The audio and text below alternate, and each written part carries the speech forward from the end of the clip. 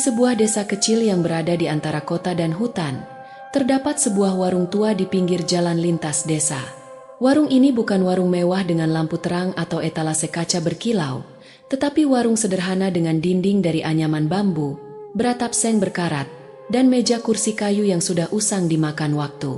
Pemiliknya, seorang wanita parubaya bernama Bu Yati, adalah sosok yang dikenal ramah oleh warga sekitar dan para musafir yang sering singgah untuk sekadar menikmati sepiring nasi goreng atau semangkuk sup hangat.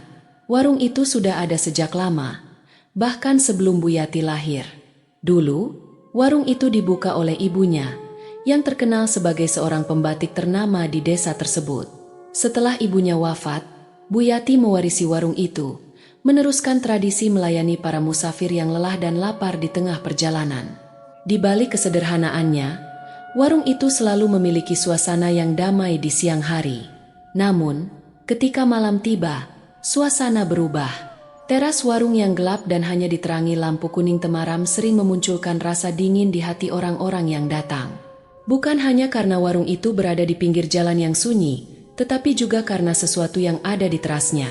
Sebuah boneka batik lusuh berwajah porselen, mengenakan kebaya dan selendang, duduk diam di sudut kursi kayu. Boneka itu tidak besar, hanya seukuran anak kecil, tetapi kehadirannya memancarkan aura misterius yang sulit diabaikan.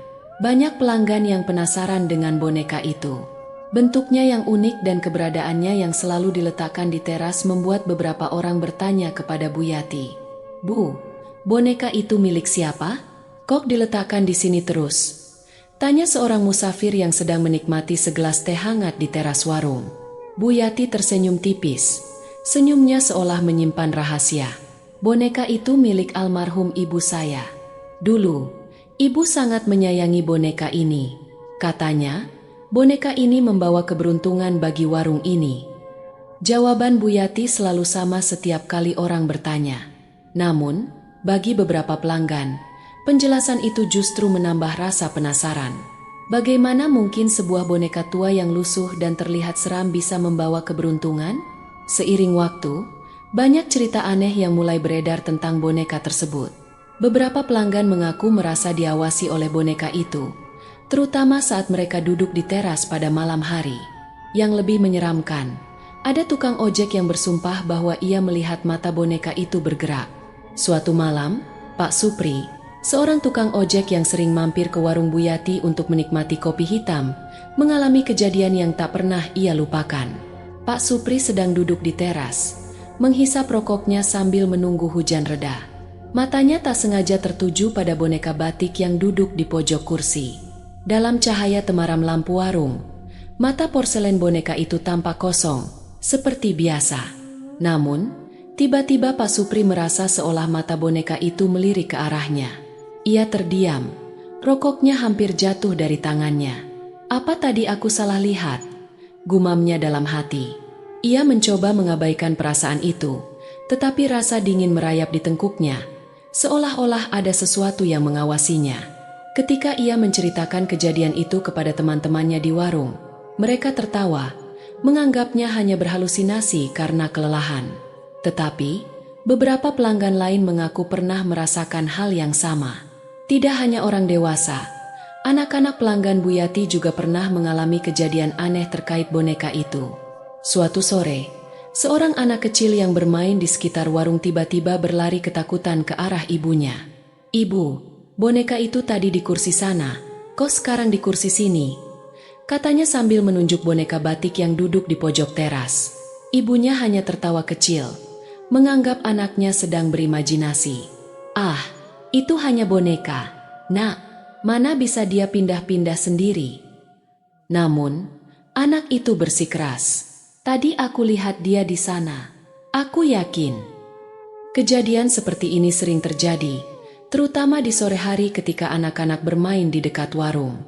Meski para orang tua menganggapnya lelucon, cerita-cerita ini mulai membuat banyak orang merasa tak nyaman duduk di teras, terutama saat malam menjelang. Suatu hari, seorang pelanggan lama bernama Pak Tono memutuskan untuk membuka rahasia tentang boneka itu. Pak Tono adalah salah satu orang yang mengenal Ibu Bu Yati semasa hidup. Dulu, Ibu Bu Yati itu pembatik yang sangat hebat. Cerita Pak Tono dengan suara pelan, seolah takut ada yang mendengar. Boneka itu dia buat sendiri, dicat dengan malam, dan setiap kainnya diberi doa agar bisa melindungi putrinya. Cerita itu terdengar biasa saja sampai Pak Tono melanjutkan. Tapi, ada kabar lain. Konon, boneka itu tidak hanya berisi doa. Beberapa orang bilang, boneka itu juga diisi sukma. Ibumu, Bu Yati, sering bicara dengan boneka itu, seperti berbicara dengan orang sungguhan. Ketika ibumu meninggal, boneka itu tetap diletakkan di teras agar bisa melihat keluar, seolah-olah menunggu ibumu kembali. Cerita Pak Tono membuat bulu kuduk pelanggan merinding. Tidak heran jika mereka sering merasa boneka itu seperti hidup. Setelah mendengar cerita dari Pak Tono, Bu Yati mulai merasakan sesuatu yang berbeda. Malam-malam di warungnya terasa semakin sunyi, bahkan suara binatang malam seperti menghilang. Suatu malam, saat Bu Yati sedang membereskan kursi dan meja di teras, ia mendengar sesuatu yang membuatnya terpaku. Suara lembut, seperti bisikan, memanggilnya dari arah teras. "Anakku." Bu Yati berhenti sejenak, mencoba menangkap suara itu dengan jelas. Ia melirik ke arah boneka batik yang duduk diam di pojok kursi. Tidak ada yang berubah, tetapi suasana sekitarnya terasa lebih dingin. Dengan perasaan tak menentu, Bu Yati masuk ke dalam warung dan menutup pintu rapat-rapat. Namun, suara itu masih terngiang di telinganya. "Apakah itu ibu?" gumamnya dalam hati. Malam itu, Bu Yati tidak bisa tidur. Ia terus terjaga, merasa seolah-olah ada yang memperhatikannya dari luar jendela. Meski hatinya diliputi ketakutan, ia juga merasakan kehangatan yang aneh, seperti pelukan yang pernah ia rasakan dari ibunya dahulu. Kehidupan di warung Bu Yati terus berjalan seperti biasa. Namun, setelah cerita-cerita aneh dan pengalaman menyeramkan yang dialami para pelanggan, warung itu kini menjadi tempat yang penuh misteri. Boneka batik di teras tidak lagi dianggap sebagai hiasan biasa, tetapi sebagai sesuatu yang memiliki jiwa. Bagi Bu Yati, boneka itu mungkin lebih dari sekadar kenangan dari ibunya. Setiap kali ia melewati teras, ia merasa ada kehadiran tak kasat mata yang menjaga dirinya dan warung itu. Tapi siapa yang tahu, apakah kehadiran itu benar-benar ibunya, atau sesuatu yang lain? Malam itu, hujan deras turun di desa, mengguyur jalanan hingga berubah menjadi genangan air yang memantulkan cahaya lampu-lampu temaram. Angin berhembus kencang, membuat dedaunan di pohon-pohon sekitar warung Bu Yati bergesekan seperti bisikan yang samar. Jam sudah menunjukkan pukul 10 malam, dan warung telah tutup lebih awal karena cuaca buruk. Namun, lampu di dalam warung masih menyala, memberikan cahaya kuning redup yang memancar keluar lewat celah-celah dinding bambu. Di terasnya, boneka batik tetap duduk diam, seperti biasa. Di tengah hujan deras itu, dua pemuda, Randi dan Bayu, mengendarai motor dengan tergesa-gesa. Mereka adalah sahabat yang sering melintasi jalan desa untuk mengantar barang pesanan dari kota.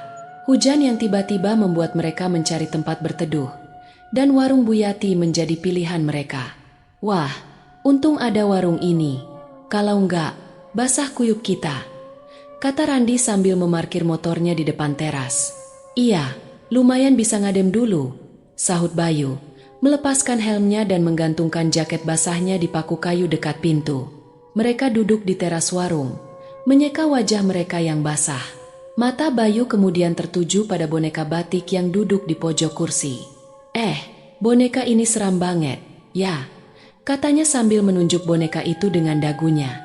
Randi melirik sekilas, lalu tertawa kecil. "Iya, sih, seram. Tapi kenapa juga pemilik warung ini suka naruh boneka tua di sini? Harusnya udah dibuang." Bayu tertawa, lalu melanjutkan. "Mungkin boneka ini penjaga warung. Hati-hati, nanti dia marah kalau kita ngomong sembarangan," candanya sambil tertawa keras.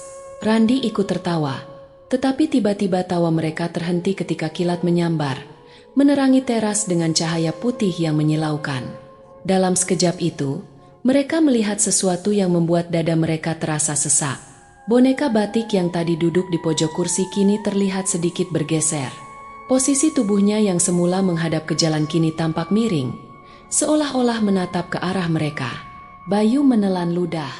"Kamu lihat itu, Ran?" tanyanya dengan suara bergetar. Randi mengangguk pelan. Wajahnya pucat.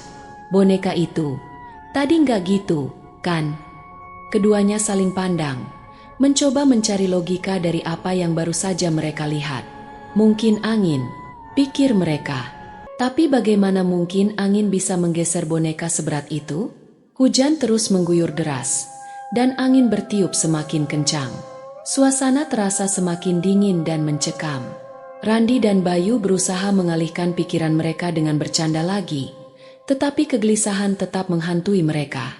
Tiba-tiba, dari dalam warung, terdengar suara yang membuat bulu kuduk mereka merinding. Suara perempuan tua, berat dan dalam, seperti sedang berdoa dalam bahasa Jawa kuno. "Gusti, paringono kawilujengan ngluari anakku saka samubarang sing Allah." Bayu menoleh ke arah pintu bambu warung, matanya melebar. "Kamu dengar itu, Ran? Ada orang di dalam." Randi mengangguk, tubuhnya mulai gemetar. "Bukannya tadi warung ini udah tutup? Bu Yati nggak ada di sini, kan?" Suara itu terus terdengar, melantunkan doa-doa dalam irama yang lambat dan penuh makna. Seolah-olah ada seseorang di dalam warung yang sedang berbicara kepada kekuatan gaib. Bayu berdiri dan berjalan pelan mendekati pintu warung. Ia mencoba mengintip ke dalam melalui celah-celah bambu. Hanya ada cahaya kuning redup dari lampu di dalam.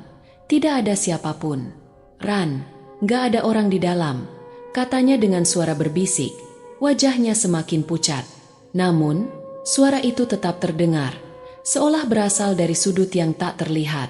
"Udah, Bey, balik aja.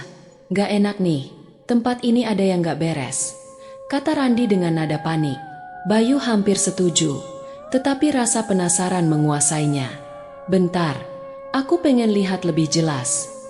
Saat Bayu mendekati pintu lebih dekat, suara doa itu tiba-tiba terhenti. Yang tersisa hanya suara hujan deras dan angin kencang yang menghempas daun-daun. Bayu menatap celah pintu dengan jantung berdebar. Tiba-tiba, dalam cahaya redup di dalam warung, ia melihat sesuatu yang membuat tubuhnya kaku. Di belakang etalase kaca, berdiri sosok seorang wanita tua mengenakan kebaya dan kain batik.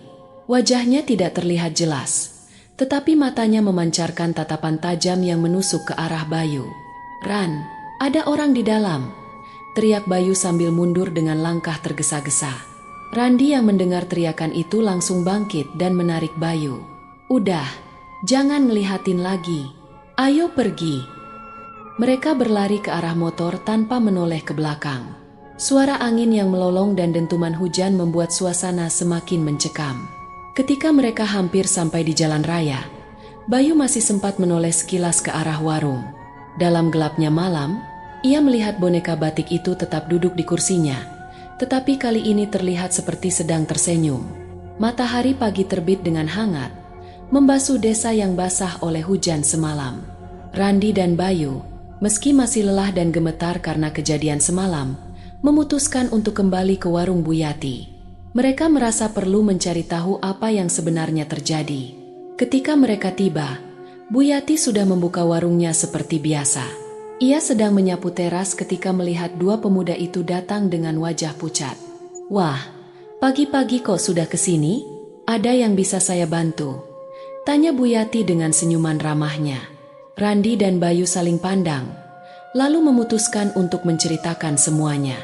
Mulai dari boneka yang bergeser, suara doa dalam bahasa Jawa kuno, hingga bayangan wanita berkebaya di dalam warung. Bu Yati mendengarkan dengan tenang, tanpa menunjukkan sedikitpun ekspresi terkejut. Setelah mereka selesai bercerita, Bu Yati hanya tersenyum tipis. "Kalian pasti bertemu ibu saya," katanya sambil menatap boneka batik di teras. "Ibu Anda? Tapi beliau kan sudah meninggal," kata Bayu bingung. "Iya, benar. Beliau sudah tiada," jawab Bu Yati. "Tapi saya percaya, arwah ibu saya masih ada di sini, menjaga warung ini. Beliau sangat menyayangi warung ini, juga boneka itu. Kalau kalian mendengar doa-doa semalam, itu pasti doa ibu saya untuk melindungi tempat ini." Randi dan Bayu terdiam. Mereka tidak tahu harus berkata apa. Bu Yati melanjutkan, "Tapi kalian tidak perlu takut. Selama kalian datang dengan niat baik, ibu saya tidak akan mengganggu. Beliau hanya akan mengusir orang-orang yang punya niat buruk." Sejak kejadian malam itu, Randi dan Bayu tidak pernah bercanda sembarangan lagi ketika mampir ke warung Bu Yati. Mereka selalu memberi salam ke arah boneka di teras sebelum duduk, seolah-olah menghormati sesuatu yang tak terlihat. Warung itu tetap menjadi tempat singgah favorit para musafir, meskipun cerita tentang boneka batik dan kehadiran penjaga warung semakin menyebar. Bagi Bu Yati, boneka itu adalah warisan dan penjaga abadi dari ibunya. Dan bagi siapapun yang cukup berani untuk duduk di teras saat malam, mereka akan merasakan tatapan yang tak terlihat, seolah-olah mengingatkan, "Jangan macam-macam di sini." Desa tempat warung Bu Yati berada terkenal dengan suasananya yang tenang dan damai. Namun, suasana itu berubah drastis setiap kali malam satu suro tiba. Malam yang dianggap sakral oleh sebagian orang Jawa itu selalu membawa hawa mistis yang berbeda. Langit tampak lebih kelam, angin dingin berhembus menusuk hingga ke tulang, dan suasana desa menjadi sunyi seperti ditelan oleh gelap malam. Di malam itu, tidak ada suara binatang malam, tidak ada suara jangkrik, bahkan suara dedaunan yang bergesekan pun terdengar seperti bisikan samar yang tak beraturan. Penduduk desa memilih untuk mengurung diri di rumah, menutup pintu rapat-rapat, dan menyalakan lampu minyak agar tidak ada bayangan gelap yang menyusup ke dalam rumah mereka. Namun, seperti biasa, warung Bu Yati tetap buka hingga larut malam. Bu Yati tidak pernah merasa takut dengan malam satu suro. Bagi dirinya, warung itu adalah rumah, dan boneka batik di terasnya adalah penjaga. Malam itu, Bu Yati baru saja melayani pelanggan terakhirnya, seorang musafir yang mampir untuk makan malam sebelum melanjutkan perjalanan. Setelah pelanggan itu pergi, warung menjadi sunyi. Bu Yati mulai membereskan meja dan kursi, seperti biasa. Namun, entah mengapa, malam itu terasa berbeda. Ia merasa ada sesuatu yang memperhatikannya dari jauh. Perasaan itu begitu kuat hingga membuat tengkuknya meremang.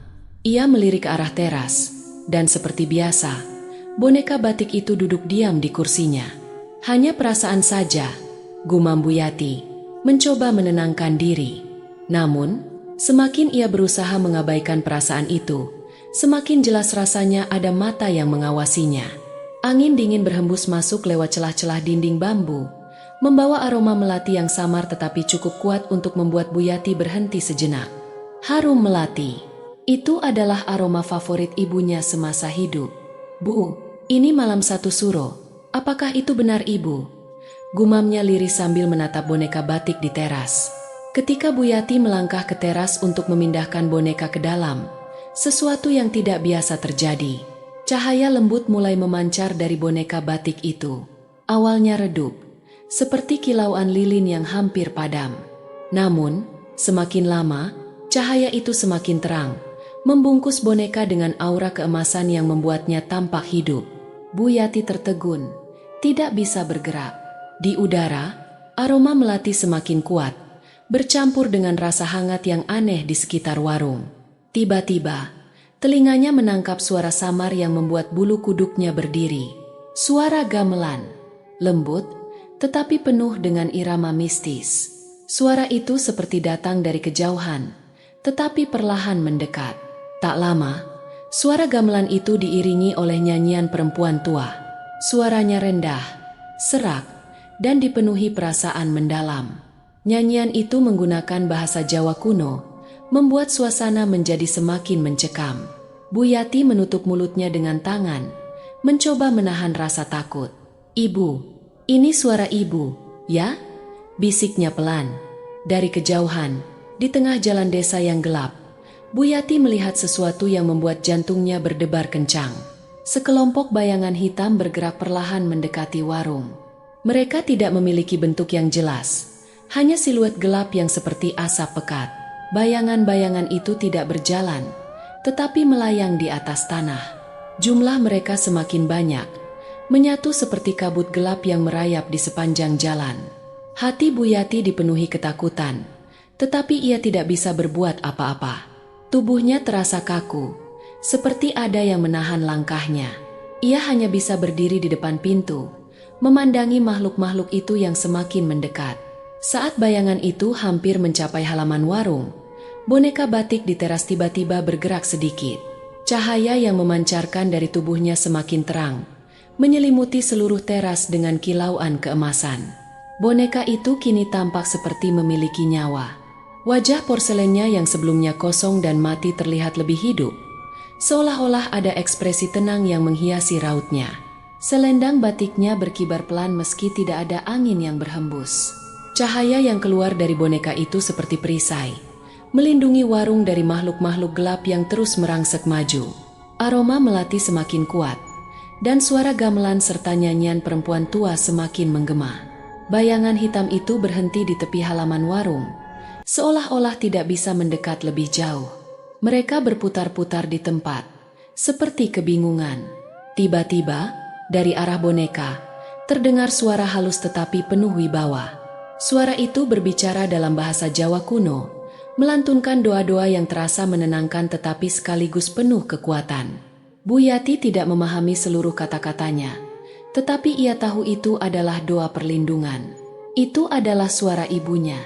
Bayangan hitam mulai mengeluarkan suara mendesis, seperti ular yang marah. Mereka bergerak semakin liar, mencoba menembus cahaya yang memancar dari boneka. Namun, setiap kali mereka mendekat, cahaya itu semakin terang, memaksa mereka mundur. Di dalam dirinya, Bu Yati merasakan kehangatan yang mengalir. Ketakutannya perlahan menghilang, digantikan oleh perasaan damai. Ia menatap boneka batik itu dengan mata yang mulai berkaca-kaca. Ibu benar-benar ada di sini, gumamnya. Boneka itu tampak bergetar, seperti sedang berjuang melawan kekuatan gelap yang mencoba masuk ke warung. Doa-doa yang dipanjatkan terus bergema, menggetarkan udara di sekitar. Akhirnya, setelah beberapa saat yang terasa seperti selamanya, bayangan hitam itu mulai mundur. Satu persatu mereka menghilang ke dalam kegelapan malam, seperti asap yang ditiup angin. Suara gamelan perlahan mereda, digantikan oleh keheningan yang mendalam. Ketika fajar mulai merekah, Bu Yati masih berdiri di depan pintu warung, menatap boneka batik di teras. Cahaya yang sebelumnya memancar dari boneka itu kini telah menghilang, tetapi aroma melati masih samar tercium di udara. Boneka itu kembali ke posisi semula, duduk diam di pojok kursi dengan ekspresi wajah yang dingin. Tidak ada yang berubah, seolah-olah kejadian semalam hanyalah mimpi. Namun, Bu Yati tahu apa yang terjadi adalah nyata. Ia tahu bahwa boneka itu, bersama dengan arwah ibunya, telah melindungi dirinya dan warungnya dari kekuatan gelap yang mencoba masuk. Malam satu suro itu menjadi salah satu malam yang tidak akan pernah dilupakan oleh Bu Yati. Ia merasa lebih yakin bahwa boneka batik di teras bukan sekadar benda mati, tetapi penjaga warung yang dipenuhi oleh kasih sayang ibunya. Sejak malam itu, Bu Yati tidak pernah merasa takut lagi. Ia tahu bahwa apapun yang terjadi, boneka itu akan selalu ada untuk melindunginya. Bagi siapapun yang melintasi warung Bu Yati, mereka mungkin hanya melihat boneka tua yang duduk diam di teras. Tetapi, bagi yang cukup peka, mereka akan merasakan bahwa di dalam warung itu, ada sesuatu yang lebih besar dari sekadar kenangan. Ada kekuatan tak kasat mata yang menjaga dengan penuh cinta. Fajar perlahan merekah, mengusir gelap malam yang telah menyelimuti desa dengan keheningan yang mencekam. Langit berubah dari hitam pekat menjadi abu-abu lembut, sebelum akhirnya matahari mulai menampakkan dirinya di cakrawala.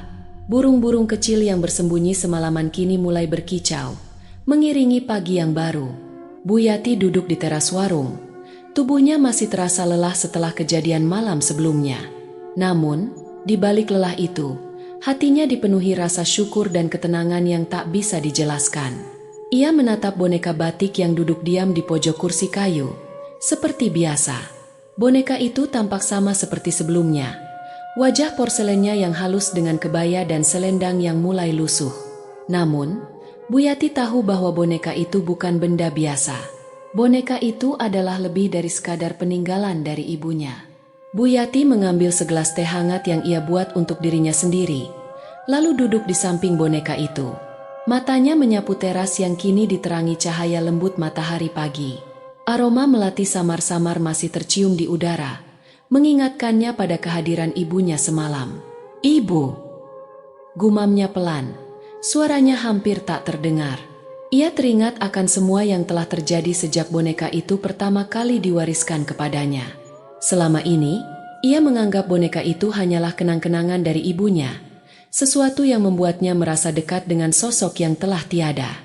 Namun, setelah semua kejadian aneh yang ia alami, terutama di malam satu suro, Bu Yati menyadari bahwa boneka itu adalah manifestasi kasih sayang dan perlindungan abadi dari ibunya. "Ibu selalu menjaga saya, bahkan setelah ibu sudah tidak ada," katanya sambil tersenyum tipis. Boneka itu, yang selama ini dianggap oleh banyak orang sebagai benda mati, adalah simbol kekuatan tak kasat mata yang selalu melindungi warung dan dirinya. Bu Yati merasa bahwa setiap doa yang dipanjatkan oleh ibunya, setiap malam yang dilalui dengan boneka itu di teras, adalah cara ibunya untuk menunjukkan bahwa ia masih ada, masih mengawasi, dan masih mencintai putrinya. Desa kecil itu mulai hidup kembali di pagi hari. Beberapa warga melintasi warung Bu Yati dengan sepeda atau berjalan kaki, menyapa Bu Yati dengan senyuman. Mereka tidak tahu apa yang telah terjadi semalam, tetapi mereka selalu melihat warung itu sebagai tempat yang aman dan nyaman. Bu Yati menyadari bahwa boneka batik itu kini menjadi simbol penjagaan bagi warungnya. Bukan hanya karena cerita-cerita yang beredar tentang keanehan boneka itu, tetapi karena ada energi yang dirasakan oleh siapapun yang datang. Beberapa pelanggan bahkan pernah berkata, "Warung ini rasanya beda. Ya, Bu, kayak adem, damai tapi juga bikin kita segan." Bu Yati hanya tersenyum mendengar komentar seperti itu. Ia tahu bahwa aura yang mereka rasakan adalah kehadiran ibunya yang menjaga tempat ini. Semua yang berniat baik selalu diterima dengan hangat di warung Bu Yati. Namun, mereka yang memiliki niat buruk, baik untuk mencuri atau merusak, tidak pernah berani bertindak. Entah kenapa, mereka selalu merasa seperti diawasi oleh sesuatu yang tak terlihat. Seiring waktu, cerita tentang boneka batik di warung Bu Yati semakin menyebar keluar desa. Para musafir yang pernah singgah di sana menceritakan pengalaman mereka kepada orang-orang di kota, membuat warung itu semakin terkenal. Warung di desa itu, loh, yang punya boneka serem di teras. Tapi katanya kalau kita datang dengan hati bersih, tempat itu aman banget, kata salah seorang musafir kepada temannya. Cerita-cerita semacam itu membuat warung Bu Yati semakin ramai. Sebagian datang karena penasaran dengan boneka batik, sebagian lagi percaya bahwa tempat itu benar-benar terlindungi dari bahaya. Bu Yati tidak pernah mempermasalahkan alasan mereka datang. Baginya, setiap pelanggan yang datang dengan niat baik adalah rezeki yang harus disyukuri. Namun, meskipun warung itu semakin ramai, ada aturan tak tertulis yang mulai dipatuhi oleh para pelanggan. Tidak ada yang berani menyentuh boneka batik di teras.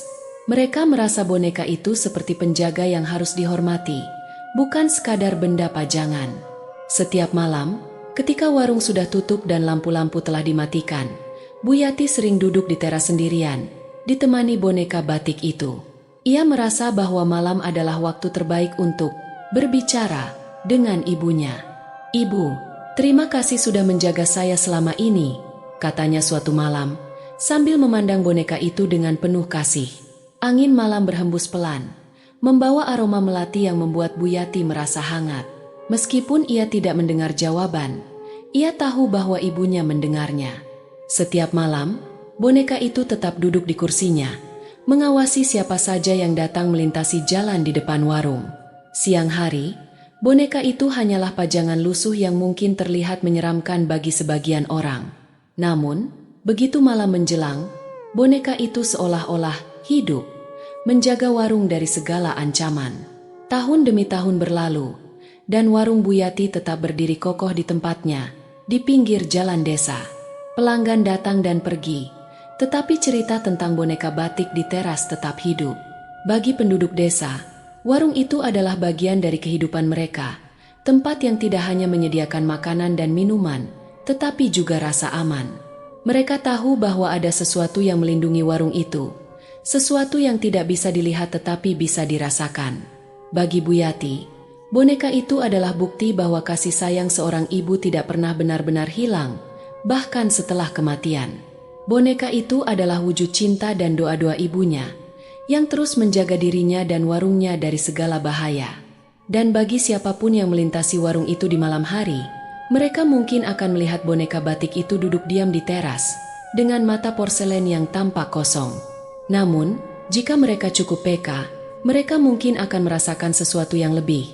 Kehadiran seorang ibu yang selalu menjaga anaknya, meskipun ia sudah berada di dunia yang berbeda. Selama boneka itu tetap duduk di teras, Bu Yati tahu bahwa ia tidak pernah sendirian.